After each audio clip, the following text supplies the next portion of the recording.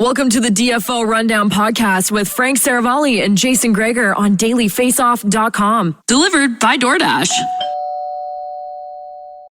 Welcome to episode 79, the Carter Hart, Andre Markov edition of the DFO Rundown. I'm Jason Greger alongside Frank Saravalli. And Frank, how you doing? Hope things are well. Lots going on in the hockey world, especially in the NHL right now. Yeah, it was another really busy week. Lots of news and not really any savory news with disappointing news with Bob Murray and the situation coming out of Anaheim.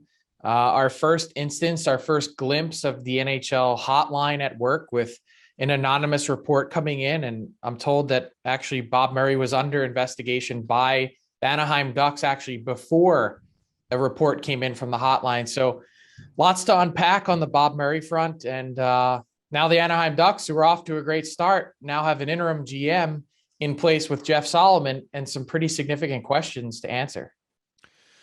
Well, so Bob Murray, for those maybe who don't know, he resigned. He went into an alcohol rehab facility because of this. The anonymous report was just verbal abuse. Frank had the article at dailyfaceoff.com outlining it. And, it's interesting. Not just verbal abuse. I want to be clear when we say that, the one quote that was really damning in the story from a source to me that working for Bob Murray was, quote, daily mental warfare.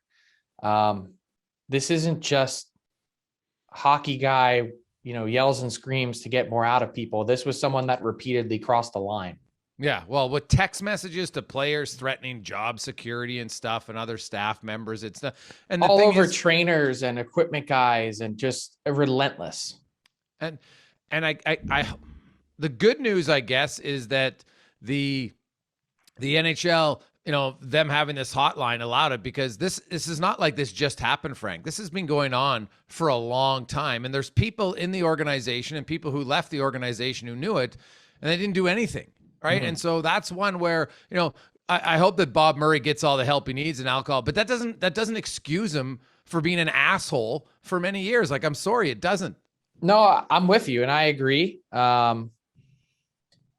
There's like I said, there's a lot to unpack to the situation, because in talking to people in and around the Ducks organization, it also wasn't this bad 5 years ago. It has progressively gotten worse. And so the question that I think a lot of people around the Ducks organization have been asking is, what would this situation have looked like if alcohol wasn't involved? How different would the situation be? And their answer is a lot. And unfortunately, we won't have the answer to that. Because Bob Murray is out. And I think it says a lot that he is out, given where we are in 2021, that it's really rare to have a team or any business organization step up and say, more or less, you're gone. That's what the findings of the investigation were, that they could not have this guy continue to be at his post, even around the team, for one more day.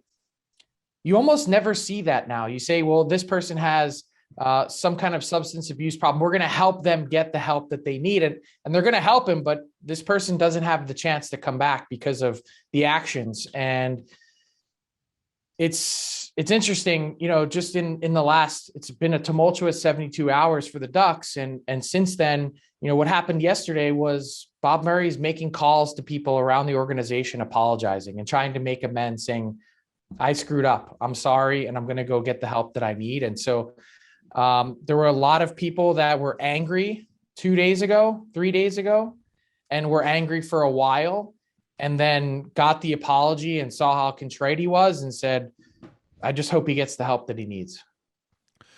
Well, that's good for sure. And I guess the positive is that, finally it stopped, because no one was, within the organization, like, what would it take? It took it going public for them to make a change. And that, to me, is again the issue that, great for Bob being contrite, and that's awesome. But it took finally a public complaint. The Ducks supposedly, as you said, Frank, we're reporting it internally for 5 years. Like, how much more do you need? Like, make a tough decision, for goodness sakes. I don't think it has anything to do with that. From my reporting, my understanding is that the way that organization operated, first off, owners Henry and Susan Samueli, like they're very hands off. And so Bob Murray had complete and total control of the hockey operations department. Every single person, going up the ladder reported to him. And so to get past him and to get that to the owners, you needed to go around him and go directly to them. And when you're talking about people that don't have nearly as much power or clout or control, it becomes this cycle where bad things are happening and who are you going to tell? And so that's sort of this hotline gives people an outlet where, hey, it's anonymous. No one needs to know who you are. Make the report and something will hopefully get done about it. It goes to a third party, actually, not even directly to the NHL, but they let the Ducks and they let the NHL know as well, hey, we're in receipt of a claim like this and we're going to investigate. So it makes it really difficult. Like I think everyone wants to sit here and point fingers and say, well, why didn't the owners do more? What did they know and when? My understanding is not a lot. That they, Bob Murray was in such control that people are afraid for their jobs, and it's not just afraid for their job in Anaheim.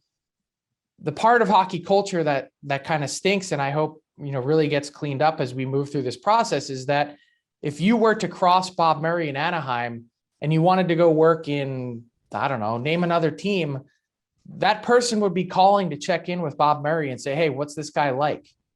And probably wouldn't be getting a favorable report, and so it wasn't just, going around him for that organization. It's like, you can't, if you do that, you choose basically to not work in the industry anymore. And that makes it really hard.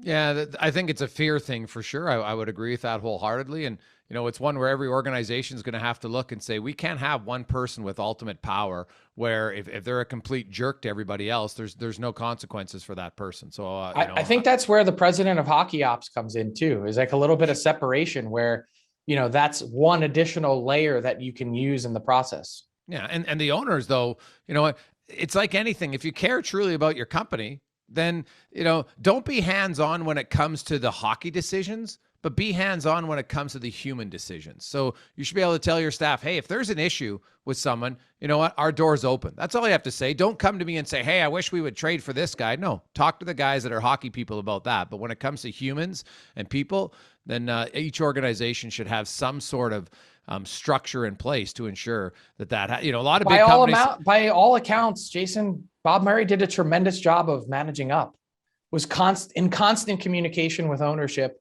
and everything appeared on the surface to them, to my knowledge, to be on the up and up. That he, has, had this team be competitive for so long, and that he's, really good at his job and showing up every day and all, not treating people well. Like there didn't appear on the surface to, I believe, the Samuelis to be anything off with the situation. Well, yeah, because it was only coming from the guy who was the one inflicting a lot of the damage. So exactly. That's why I'm saying there needs to be another layer. Yes, I think I agree wholeheartedly. And I guess the one thing, a big positive for the Ducks though, is that they're off to a good start. A lot of people didn't think they'd be this competitive. And what about Troy Terry, man? Like Troy Terry is the highest scoring American player. I don't think he was on anybody's radar at the start to be on the Olympic team. You would think like he would be a lock for them right now to be on that team. He's got 11 goals, Frank. He's got 19 points. Only Draisaitl. The only guys who have more points than him are guys who have all won the Hart and the scoring race in Draisaitl, McDavid, and Ovechkin. Troy Terry might be the greatest surprise story in the last decade in the NHL. Surprising his start and just the heater he's been on. Yes. I don't know necessarily a surprise in terms of his talent and his productivity level and the fact that he might have a chance to get there. If you go back and you watch him at the World Juniors, you watch him in his previous stops, like this is a guy that had immense talent. And so it's really been about finding himself and finding his spot in the NHL and how this all works and getting that experience, because the talent has always been there. Yeah, but Frank, let's be real. Like last year, he had 20 points in 48 games, right? He has 19 points. It's an incredible step. No, but I'm saying he was touted to be this level of player. Yeah. Well, but was he? He was like a 5th round pick, like he was a good player, but I don't know if anyone thought like this guy, like not many 5th rounders are touted to be that good at the time, right? Like Jamie Benn's a 5th rounder who ended up winning an Art Ross. So it can happen for sure. But I know he was a good college player, so maybe he's a little bit of a late developer, but even in his I think that's exactly the story, is that he's a late developer, in the sense that sure you watch him at the World Juniors. Like, this is a guy that had all that ability on a really big stage to do this. He was already selected at that point, and so the Ducks were already kind of in the money. Troy Terry's off to a great start himself. The Ducks surprising, so are the Kings all of a sudden. They've won 7 in a row. Jonathan Quick with his 55th shutout last night. Are you buying, Frank, the Ducks or the Kings? I'm buying the Kings more than the Ducks, but I have to tell you that the Ducks give me a little bit of pause in saying that, just because they found a way to do it differently almost every single night. And that's usually the makings of a pretty special team. And also the fact that there's been all this turmoil this week and they're 2-0 on the road. You find out going to the rink, hey, our GM's under investigation and is leaving our team, is basically being kicked off. And you go out and you win both games on the road.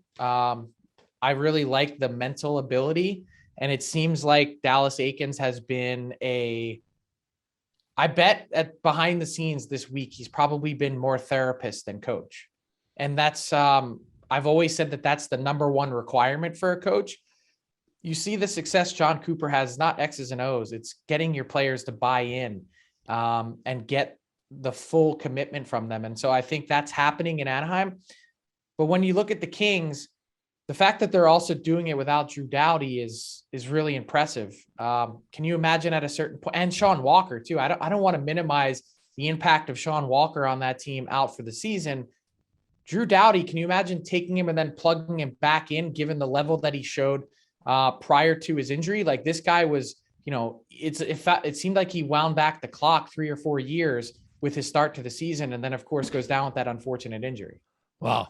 Well, we spoke Olympics earlier, and I think Drew Doughty, to his credit, he's never hid behind the fact that was a major motivator for him. He was reading people who didn't have him on his list saying, oh, you guys are underestimating me. And, that was a big injury for them. And they've been able to, so far anyway, do well without him. And you're right. If they come back and, he's scheduled maybe to be back sometime in December, that he's going to be motivated to still maybe try to make the Team Canada list. And meanwhile, keep the Kings in it, because both them and the Ducks have young players, but they also have a lot of key veterans, like Anze Kopitar, of course, in Anaheim, in LA, and Quick. And then the Ducks, like Adam Henrique and Getzlaf and Lindholm. Like, it's kind of a unique mix, Frank. They've got some younger players, and Troy Terry's obviously in Anaheim, but a lot of the mid-range veterans, I think, are the ones that have bounced back in both teams so far. Yeah, and you know what? It's a really critical time for the Ducks, and not to keep talking Ducks, but this year in particular, as part of their rebuild, it's fascinating to me that they're going with an interim in Jeff Solomon, who's really well qualified. But the fact that the Samueli statement said, we're looking to have a permanent GM in place by next summer, it's like, holy smokes. Like, this year, just getting up to March or April, like, you've got Hampus Lindholm, Ricard Raquel, and Josh Manson all as pending UFAs. It's either fish or cut bait with this team. You're either re-signing these guys or you're trading them for a large return to help your rebuild further.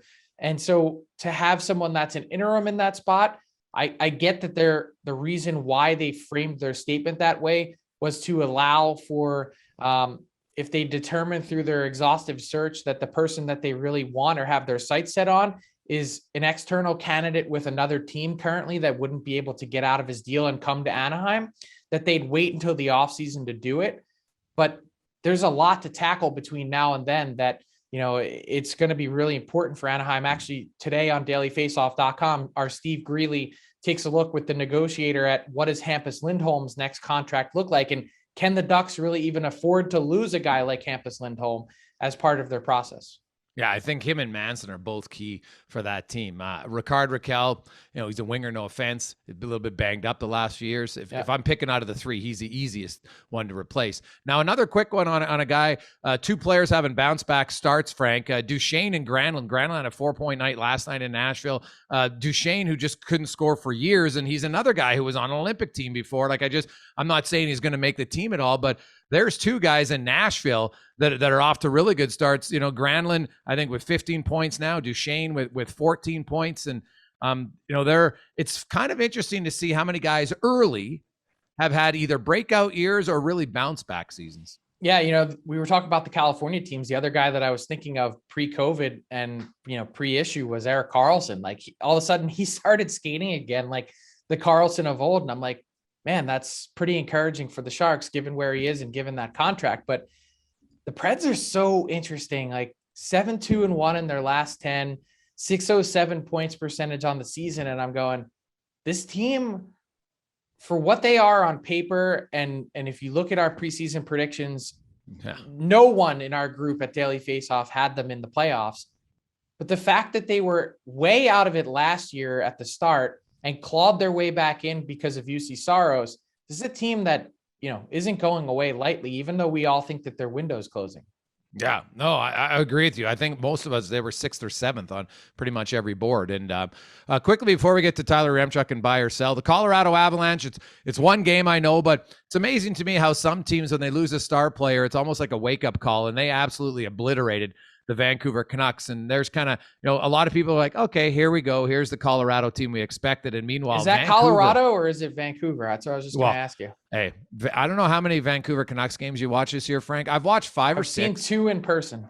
And I am stunned at how ineffective Elias Pettersson has looked in 4 or 5 of those games that I've seen. And, I read online, I watch Sakaris and Drance and those guys, and there's a lot of kind of head scratching, and Pettersson just doesn't look like himself at all. The only time you ever notice him is when he has the puck on his stick on the power play. And that's really it. Yeah. And I don't care who you are. I know they made some moves, and there's long-term worries about Oliver Ekman-Larsson, et cetera, but they're on paper, they should have been a better team. Garland and Oliver Ekman-Larsson are better players than the guys they traded out in that deal. I don't think. And Garland he's met every expectation. Yeah. And I think Ekman-Larsson's been fine. Yeah. Their other best players just haven't been good enough. Simply. Yeah. You can't win if your best players aren't your best players on most nights. Yeah. It's one of those situations where you look at where they're at in the standings, they really need to get moving. Especially when the Ducks and Kings are on fire. Right. I mean, you got a lot of teams to try and giddy up and get past. Let's bring in Tyler Yaremchuk for buy or sell. Yes, let's get into buy or sell, brought to you by our friends over at DoorDash, where you can use the promo code RundownDD. And if it's your first time placing an order, you get 25% off and no delivery fees. Let's jump right into it. I got a couple Pacific Division questions to kick things off, actually. So it's a Pacific heavy show today on the Rundown. But, I mean, got to ask an Oilers one here. I'm going to say the Oilers have 2 Hart Trophy nominees this season. Frank, you buying or selling? Sure, why not? I'll buy that. I mean, they've both already won. They're both right up at the top of the scoring list. Why wouldn't they both be finalists? Yeah, it's hard. I think it's the last time was Lemieux and Jagger when they were ripping it up in 1996, and the start that those two are off to. It's hard to argue that they could both be deserving of it.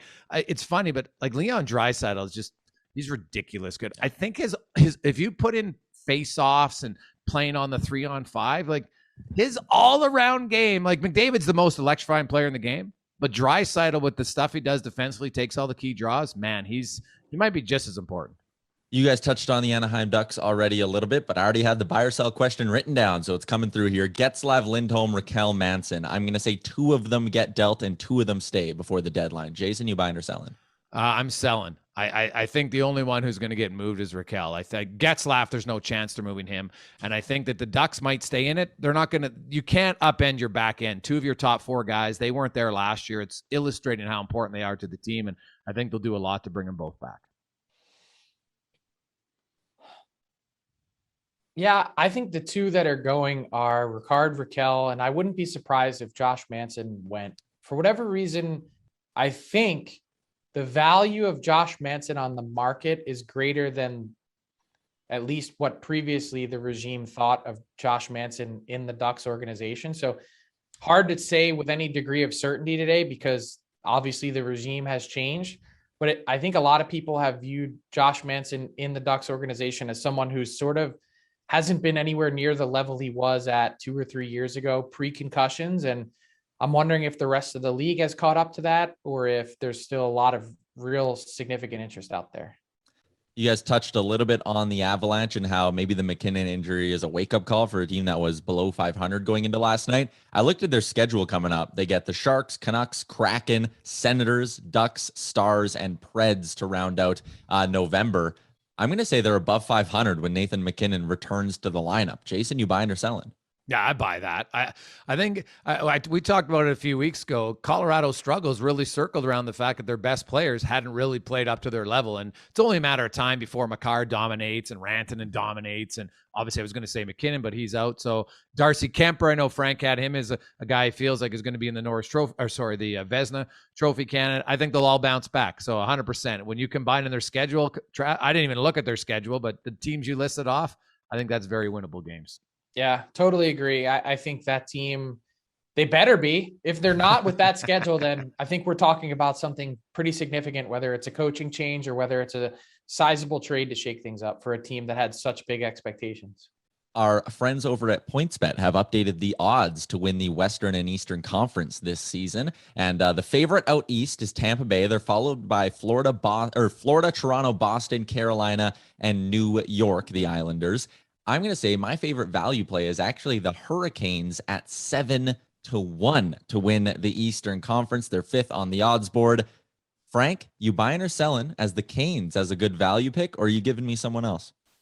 I'm giving you someone else. I'm giving you the Washington Capitals 15-1. That team has been really good to start. They really haven't had many hiccups. They're hard to play against. Ovechkin's been a beast. Like, is Ovechkin the MVP through the first part of the season? Like, he certainly would be in the conversation with some of the other guys that we mentioned.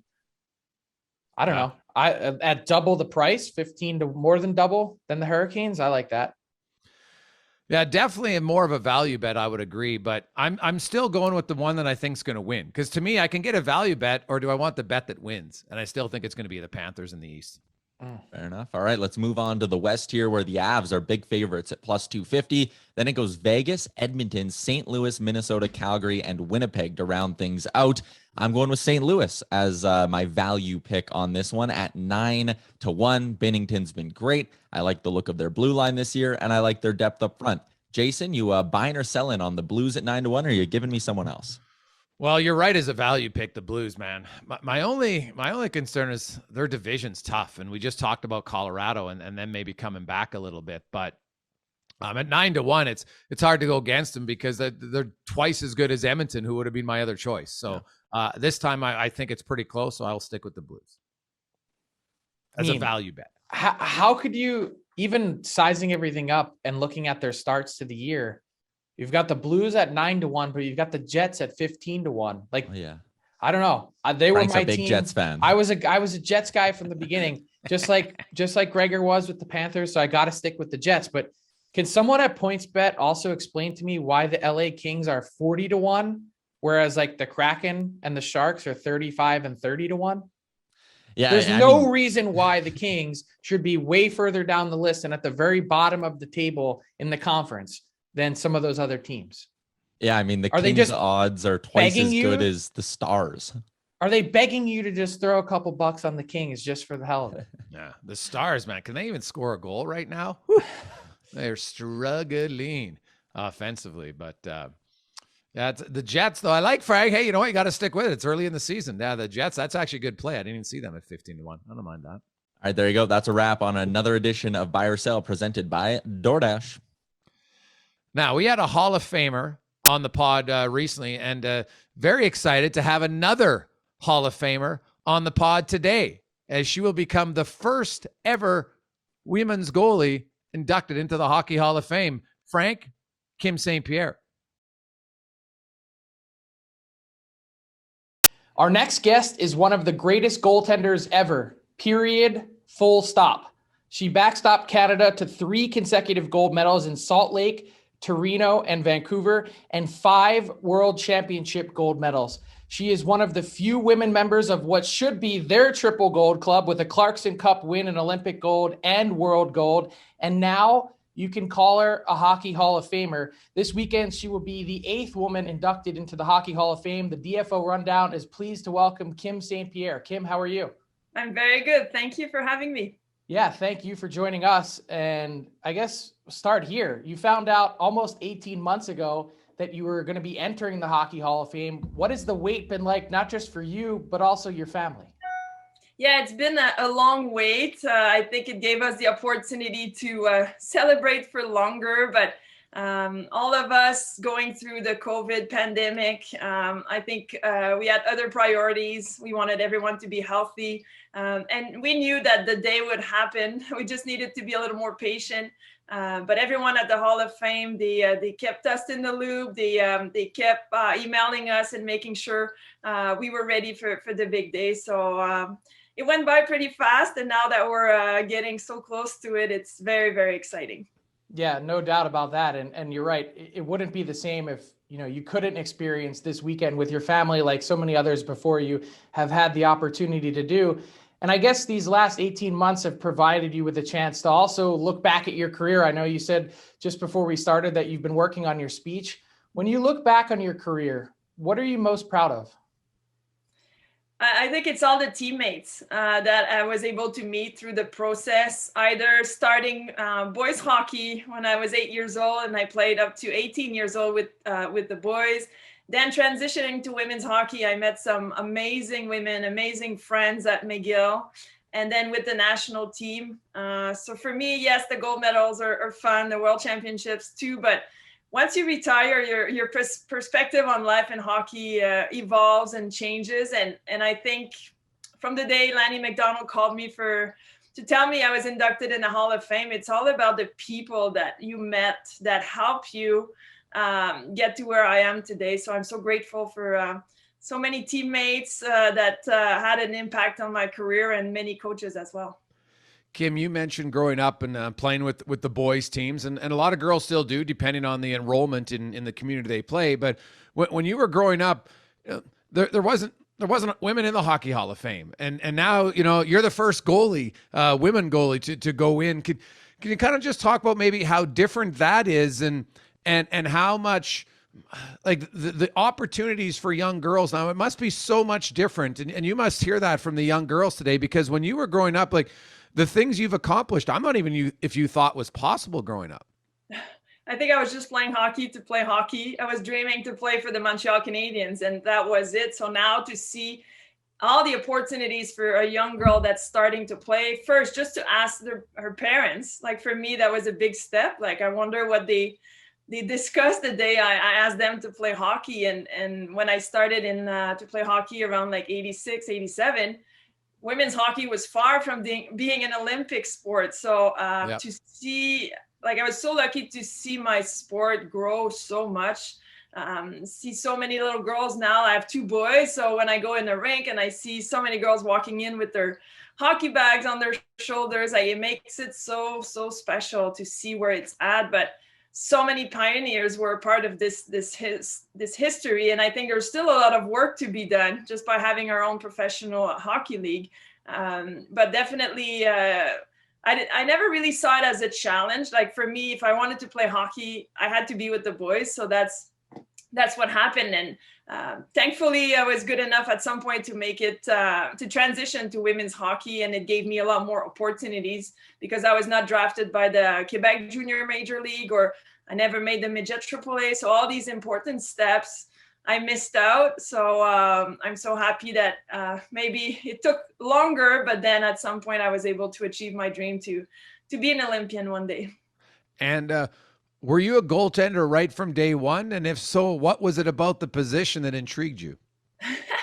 Well, first I was a figure skater, but then I have 2 brothers, and my dad would always build a backyard rink. So I got to play hockey a little more. All of our neighborhoods were was coming to play hockey. So I kind of fell in love with the sport pretty quickly. I was a good skater from being a figure skater. So my parents were not too excited when I asked them to be a goalie, but it just happened. I was in the dressing room getting ready for practice, and someone brought some goalie equipment, and they were looking for someone to be a goalie that day. So I think my parents said only one practice and then we're moving on. But then it was so fun. Nothing was exciting about the equipment because it was all old and brown, but I loved it. And then I was able to get one game and then another game, and finally never took off the goalie equipment. So I think it's just destiny, or also I watched a lot of the Montreal Canadiens game on TV, and I was always looking more at the goalies, and Patrick Roy was there, and they won the cup. And and my dad used to be a hockey player as well. He was drafted by the New York Rangers, never made it to the NHL, but I think growing in a sport and hockey environment was really, really exciting for me, and it led me to do great things. You mentioned your love of the Canadiens, Kim, and also your dream of playing for them one day when you were a little kid. You actually got to live that for a day practicing with the Habs in 2008. What was that experience like? Take us back to that time. You know, we'd seen Manon Rhéaume before you, with the Tampa Bay Lightning, way before you break in with a preseason exhibition game. But to get a chance to practice with the team that you grew up watching, what was that like? Yeah, it was the closest I could come to realize this dream of being a Montreal Canadiens. Actually, I was just getting ready for practice with my Team Canada friends from Quebec. We used to have like skills practices in the morning, and I was at the rink and I got a phone call from Scott Livingston from the Montreal Canadiens. He was one of their therapists, and I used to work out with him, and he helped me overcome hip surgery. So he knew about me and my commitment to the game. And that morning, Carey Price was sick, so then he decided to call me. And they were not practicing at the Bell Center. I had to go to the Verdun, a small town not too far from where I was.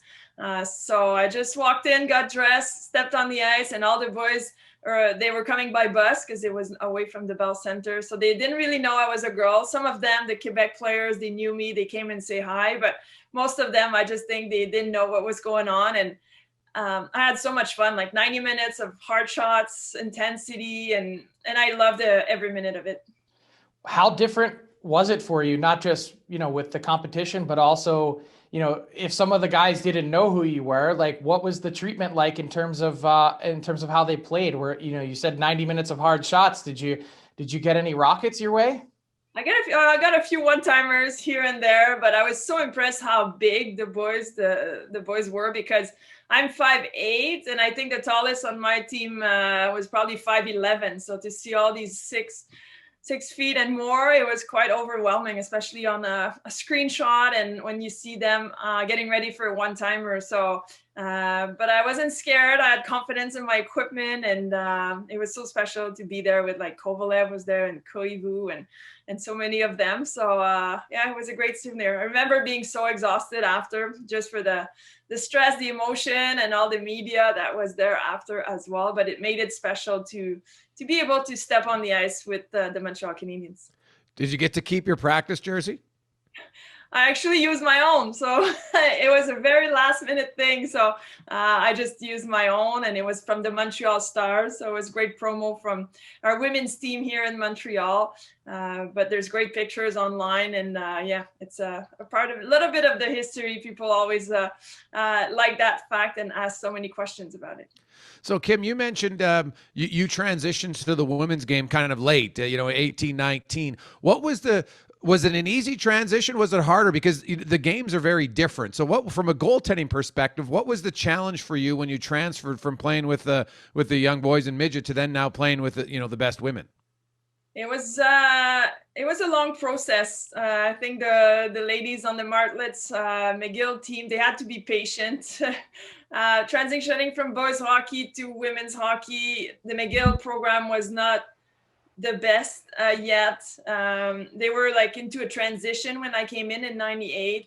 And previously, when I was playing boys hockey, I tried out for Team Quebec to be able to represent Quebec at national championships with the women's team. And I was cut like 4 years in a row. They told me I was not good enough. So my mentality towards women's hockey was not great, but if I wanted to keep playing for 4 more or 5 more years, I had to go to McGill. It was my only option.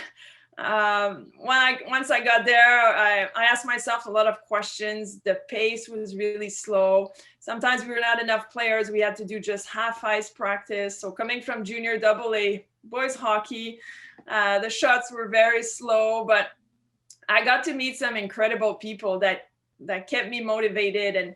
And Peter Smith was the coach over there. And he just gave me a lot of opportunities to get better, to be patient, knowing that the program would get better. And just a few weeks in, when I got to McGill, I got a call from the national team.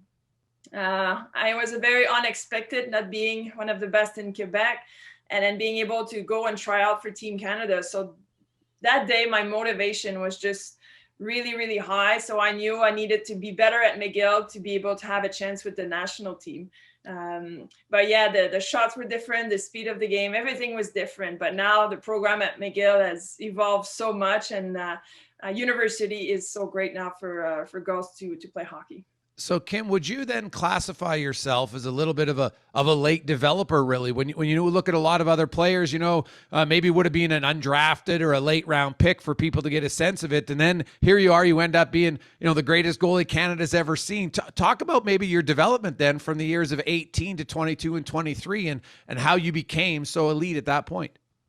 Yeah, I think it was probably because of my parents that I never gave up. Like, hockey was not my only sport. Like, I loved playing soccer and fastball, and I was a tennis player. So for me, it was all about playing sports and having fun. And for sure, hockey at some point became my favorite sport. But I was getting very, very sad of not being drafted or not having any opportunities. And then I was seeing now women's hockey in the Olympics. So at some point I was ready to give up on everything. But yeah, like so many stories we hear also in the NHL of some of the men's, they just never got drafted. But at some point you almost need just one person to believe in you and give you this chance. And once you have the chance, then you have to make sure you play at your best, and you won't have a second chance. So for me, it was Danielle Sauvageau that invited me to a Team Canada training camp. And right away, I felt that my confidence was so high and I played well. And then I got asked to play in a real game.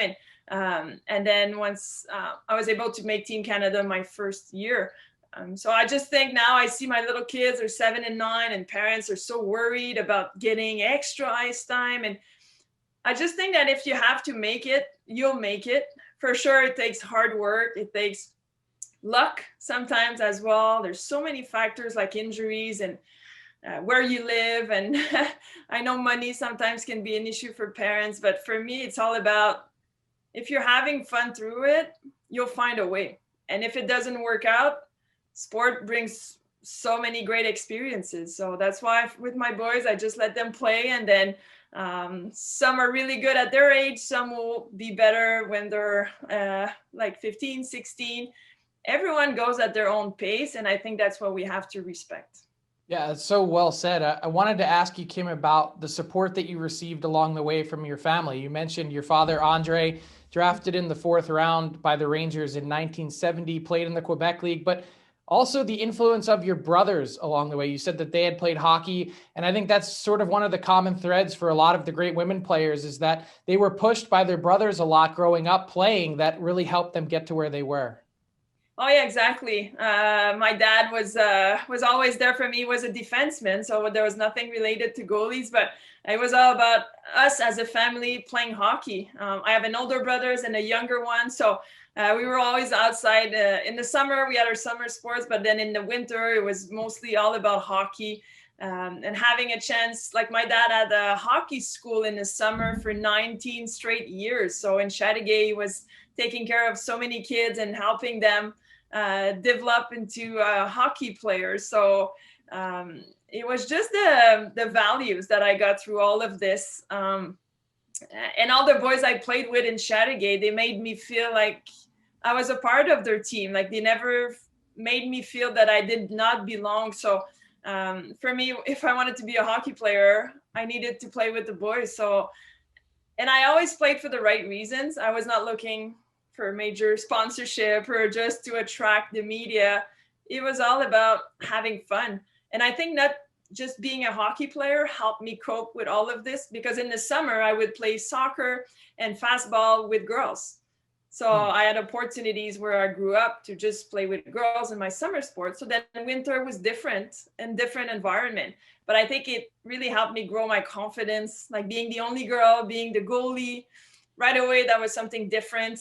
A lot of people were just looking at me, hoping I would fail. Some would hope that I would succeed. So at some point, I just had to, with my parents, just say, okay, you go out there, you play, and once we're done, we go home. Like, they never put extra pressure on me. So I think that really helped me just play hockey and not worry about anything else. There's such a purity to your story, Kim.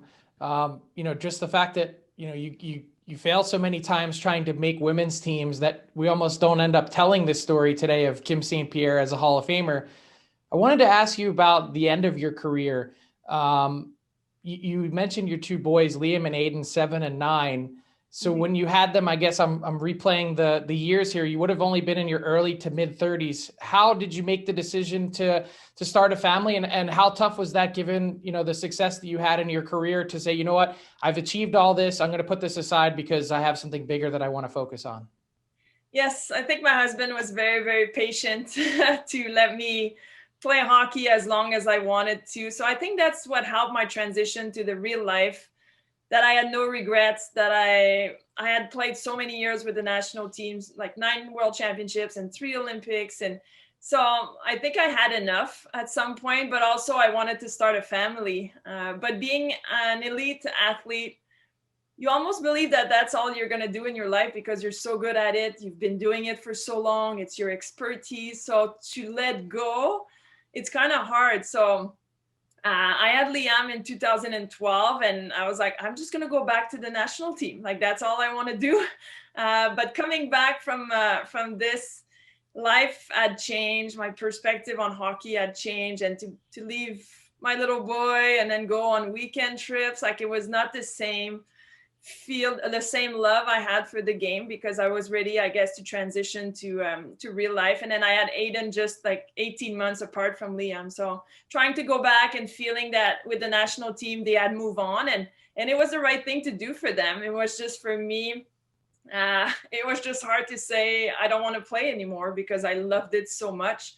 But definitely, I guess it was good to try again, and then made sure, okay, I'm really done with hockey. And then we started the family with 2 boys. So it was the right timing. I have no regrets, and I'm so happy with my 2 boys right now. Kim, when you look back on your career, the Canada-U.S. rivalry for many years was pretty intense. And, we've had Cami Granado and Haley Wickenheiser on, and, they played against one another. For you, how was it from a goaltending perspective? Are you you're a fiery competitor? Are you pretty calm? How would you describe your persona in those heightened games against the U.S.? A little bit of both. I remember being so scared my first year playing Team USA. I had seen them on TV, and I got scared on my first game. After the first period, it was 3-0. We were playing in a small rink in Finland. I was alone. My parents were not there, and I really was intimidated just to see them, and they were so good. And then Daniel Sauvageau decided to pull me after the first period, and I think that was one of the best moves, because I don't think my confidence would have been the same. I understood, and then I learned a lot from that game. But the rivalry through the years, it was always our favorite games, like playing Sweden and Finland. Like, yes, sometimes they were tough games, but the US games were always so special. Even exhibition games, world championships, for sure, Olympics was even bigger. But and especially the fact that we were always 3 goalies with the national team, and we don't get to play too many games. So whenever you're the starter for these games, you prepare so well, and you always want to be the winner on the ice. So I learned a lot through my preparation, the focus, the mental prep, and the physical prep that went into these games. And I think it really helped me become the goalie I am today. For a goaltender specifically, because, I played forward and I actually played defense a bit. There's not the same pressure because if you screw up, there's usually somebody behind you. There's not that for a goalie, Kim. So you talked about being scared that first time against the USA, and that probably was the biggest game you'd ever played to your life at that point. So how did you become mentally tougher? What did you do to ensure that, you would be confident in those big games moving forward? Well, the leadership that we had on the national team when I started, my first world championship was in 99. So I started 98, 99 season, and like Therese Brisson was there, and Cassie Campbell, Jana Hefford, Vicky Sanahara. So I think to open up to them, or just to see how they were there to help us, the younger players. Like my first year, I was there with Caroline Ouellet, and it was a little bit the same, how we were intimidated to make a senior national women's team. And especially for me, not having a lot of experience or no experience at all on the national level or international level, but these women that were in the dressing room, the impact that they had on my life is incredible. I remember just, let's say, doing media interview in English. Like I was just starting to learn English that year. And I remember I was just trying to see what Cassie Campbell was saying, and I was trying to repeat the same just to make sure I would do the right things. And I knew she was really good on TV. So I really think it's the teammates that I had that year that made it like, don't worry, we're going to be there for you. And just take your time to get more experience, and then you'll be able to win some games for us. So definitely to be surrounded by great people made it a lot easier for me. Tell us about, Kim, the experience of winning gold on home ice in Vancouver in 2010. It was very special, and I knew these were my last Olympic games, so I wanted to.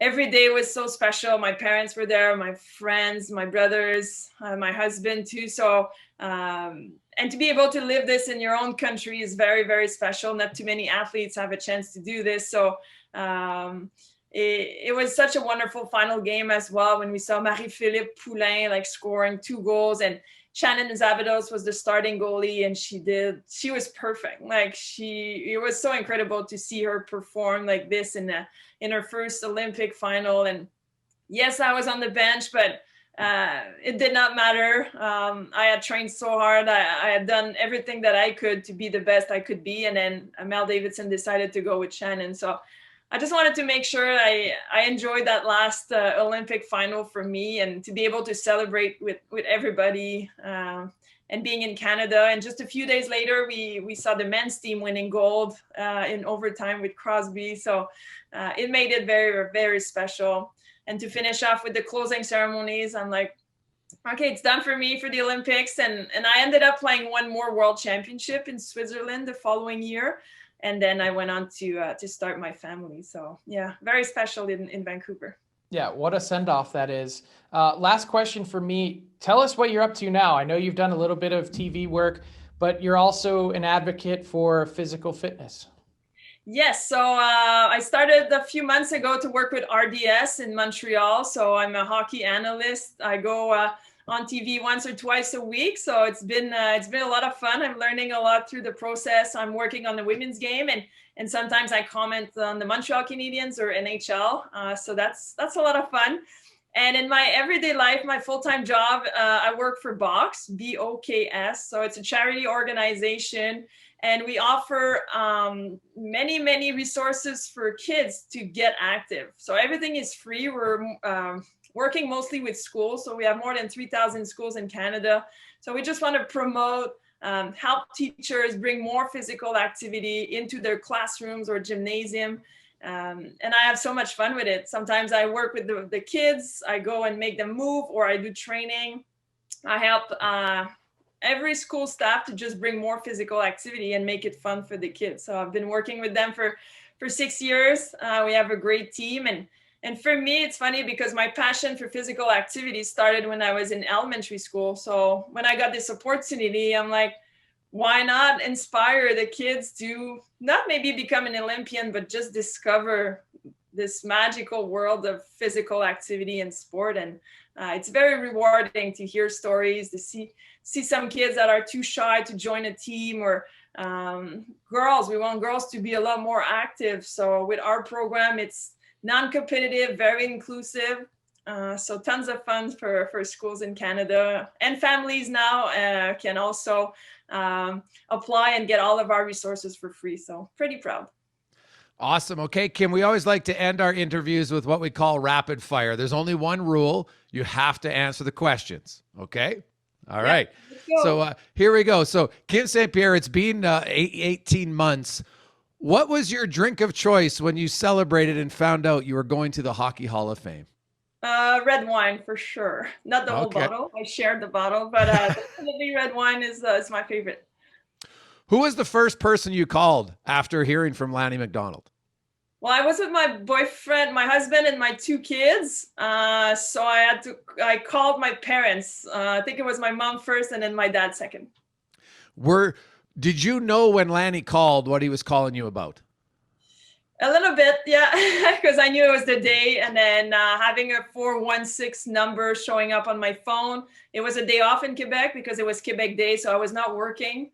So definitely, I got very curious and and answered my phone. Now you only get one to start Game 7 of the Stanley Cup Final for your beloved Montreal Canadiens.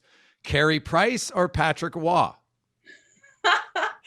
Oh, that's the first time I get asked this question. I have to go with Patrick Waugh. Patrick Waugh. Well, hey, that's your childhood. I totally understand that one. Now, this one's for fun. I'm sure you know you're the first woman goaltender going into the Hockey Hall of Fame. There are 5 forwards: Cami Granato, Angela James, Danielle Goyette, Jana Hefford, and Haley Wickenheiser. You're in a shootout. What is your record against those 5? How many saves? I hope I get 5 of them. No, but all skilled players, very different players as well.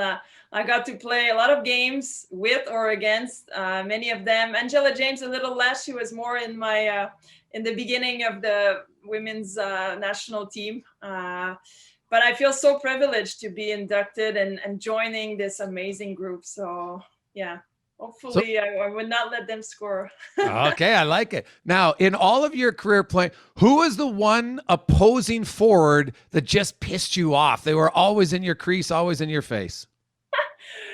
Angela Ruggiero, always in my crease, always there. She had that mentality of wanting to be this kind of player, and she did so much for women's hockey, but definitely playing against her was always very, very special. And Cami Granato, when I first started, I was not that I was scared of her, but I knew how she was so skilled and fast and good hands. So for sure, when she was on the ice, I always made sure I knew where she was, but because she was very, very challenging, and especially on the power play as well.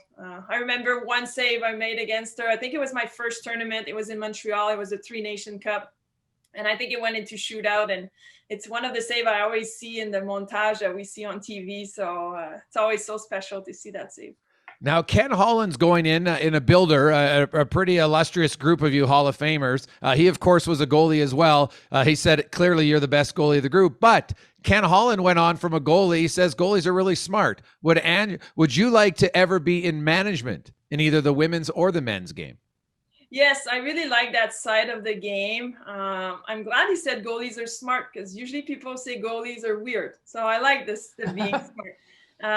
Coaching, I like to coach goalies. I would never take on a team. I have a lot of appreciation for coaches. But now I like more the other side of the game, like the management, the hockey operation, the admin of a hockey team. I really hope that we get our women's professional league, because I'd love to work with the team in Montreal. I know that so many women now have a chance to be a part of some NHL teams. So I think it's so great.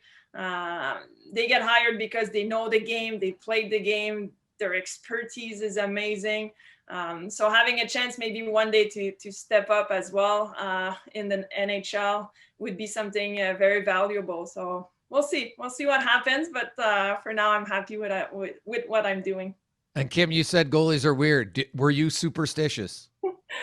No, that's why I had to talk with a teammate not too long ago. She needed to know, what was your superstition? And I was more on the low key, like nothing. If someone touched my equipment, I didn't go and worry so much, but it was just the way I got dressed or the way I stepped on the ice or finished my warm up. So many, many little things, but that they did not become too crazy. They were just helping me to stay focused, to get into a routine and prepare the same for every game that I played. But no, no crazy superstitions. And lastly, how many editions of your speech have you written?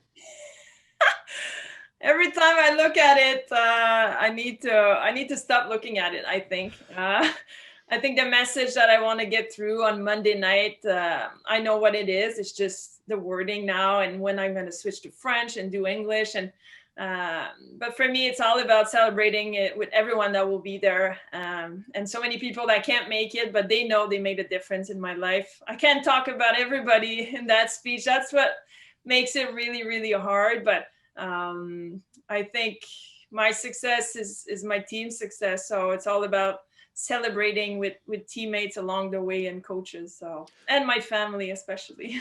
Well, Kim, congratulations. It's well-deserved, an illustrious career. You're going into the Hockey Hall of Fame.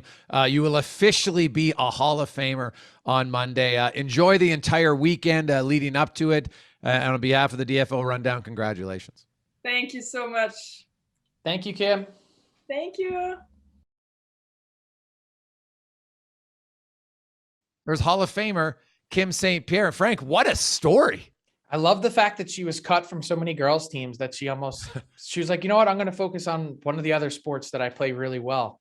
And now she's in the Hockey Hall of Fame. Like, could you imagine, watching her acceptance speech on Monday night and being one of the coaches that cut her repeatedly? Yeah, well, it just illustrates that, hockey is still, funny enough for a lot of people, it's a late developing sport. And the other thing, when you watch her speech, remember, she never spoke a word of English until she went to university. So impressive to have that. Just listening to her, as I said, when we went offline in the interview, it was great talking to you in English. I can only imagine the way you break down the game in French in your native tongue. And so, to hear her on RDS, I wish I could sort of comprehend a little French. I can translate it for you, Frankie. Okay. It was fun talking to her in French. I don't get to talk French as often, although my son's now in French immersion. So I think he might know more words than I am. It's been a while. Such a good skill to have. It is great. It'll be an interesting weekend. Of course, it's the Hall of Fame weekend. All the inductees, of course, Kim St Pierre, Ken Holland, Doug Wilson, Jerome McGinley, Marian Hossa are all. Am I missing? I think I'm missing someone. I'm not. I don't think so. Kevin Lowe, of course, Kevin Lowe. So there we go. There's the 6 Hall of Famers this weekend. It's a huge weekend. So congratulations to all them and their families. I love that they changed the venue, Frank, so more people can bring their friends and family to be there for a unique event that they've waited longer than a lot of other people since they knew they were going in 18 months since, well, I guess just under 18 months since they got I'm looking forward to being there. It's one of my favorite nights of the year. Well, have fun, Frank. Pace yourself. Thanks for listening to Dropping the Gloves with John Scott, a member of the Nation Network of Podcasts. Subscribe wherever you get your podcasts from to never miss an episode. Delivered by DoorDash.